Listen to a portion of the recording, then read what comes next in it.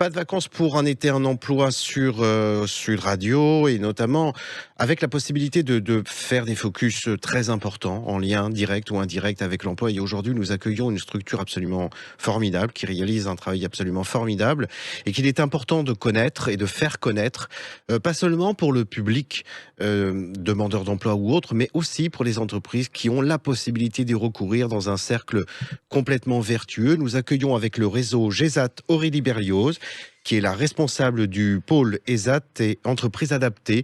Aurélie Berlioz, bonjour. Bonjour. Alors, est-ce que vous pouvez nous rappeler, et notamment pour les auditeurs, et notamment vraiment pour les chefs d'entreprise qui sont en train de nous écouter, je vous demande de tendre l'oreille parce que c'est très important ce qui va vous être dit.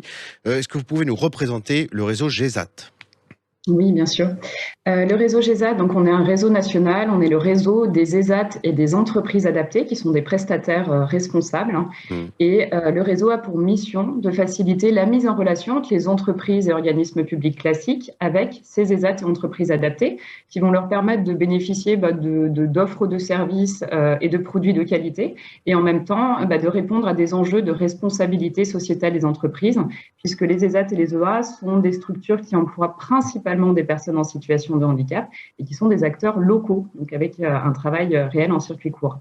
Alors vraiment, d'abord j'en profite pour vous tirer un chapeau bas au travail réalisé, notamment dans le cadre des ESAT. Rappelons que ce sont effectivement des centres qui permettent à des travailleurs en situation de handicap d'avoir une activité professionnelle, une activité de blanchisserie, de jardinerie, d'emballage de paquets, enfin bref, tout un tas de prestations qui peuvent être très importantes à une entreprise, et notamment lorsqu'elle n'a pas la possibilité d'avoir en son sein, au sein de ses équipes, le pourcentage des travailleurs en situation de handicap comme la loi le préconise, c'est ça ?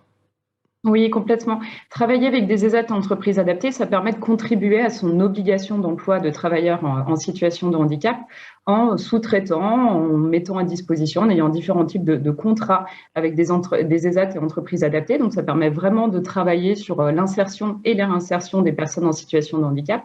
Et vous le disiez tout à l'heure, les ESAT et les EA représentent 150 000 travailleurs en situation de handicap partout sur le territoire et avec des compétences très variées. C'est plus de 200 lignes métiers, la communication, la logistique, les métiers de bouche, l'IT, l'industrie, c'est très très large. Alors pour prendre l'exemple de la blanchisserie, est-ce qu'un hôtel par exemple, un patron d'hôtel qui nous écouterait peut très bien se rapprocher d'un ESAT proche de son établissement pour opérer le nettoyage des draps, des couvertures, enfin bref de l'hôtel. Est-ce que ça c'est possible et est-ce que c'est fréquent ?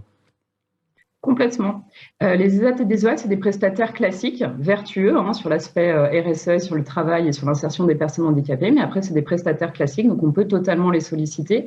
Si vous êtes une entreprise et que vous avez des besoins en blanchisserie ou sur d'autres besoins, vous pouvez utiliser notre plateforme. On a un annuaire qui référence l'ensemble des ESAT et des EA. On a un moteur de recherche, donc vous pouvez identifier le métier dont vous avez besoin, la zone géographique dont vous avez besoin, et vous atterrissez sur le listing de l'ensemble des ESAT et des EA qui pourraient répondre à votre demande. Alors, travailler en situation de handicap, c'est un peu comme manger 5 fruits, 5 légumes par jour, parfois expression un petit peu alambiquée qui ne disent pas le vif du sujet. Rentrons dans le vif du sujet, justement. Est-ce que vous avez des travailleurs aveugles ou sourds ? Tous les types de handicaps sont présents au sein des ESAT et des EA. Donc, effectivement, ça peut être du handicap psychique, physique, mental. Donc, c'est très diversifié. Alors, j'ai pris ces deux exemples volontairement pour que nos auditeurs, et particulièrement, encore une fois, ces chefs d'entreprise, comprennent combien ces établissements donnent une chance absolument extraordinaire à, par exemple, quelqu'un un malvoyant, voire un aveugle total, de pouvoir avoir une activité professionnelle. C'est juste formidable. Donc, quitte à choisir un prestataire en termes de blanchisserie ou de jardinerie, c'est quand même très, très vertueux de pouvoir le faire par votre réseau. Complètement, complètement. C'est ça un peu tout l'intérêt et toute la particularité des ESAT et entreprises adaptées. À la fois, ils sont en capacité de vous délivrer des prestations à même niveau de qualité et même des qualités supérieures. Je cite un chiffre, c'est 68%. 68% des entreprises et organismes publics qui travaillent avec des ESAT et des EA trouvent que la qualité est supérieure au sein des ESAT et des EA que chez leurs prestataires classiques. Bien sûr. Donc, vous avez vraiment des prestations de qualité diversifiées. Et à côté de ça, c'est des spécialistes de l'accompagnement des personnes en situation de handicap au niveau professionnel. Donc, ils vont mettre en place toutes les adaptations nécessaires pour que le travail et que le projet professionnel de la personne puisse être mis en œuvre.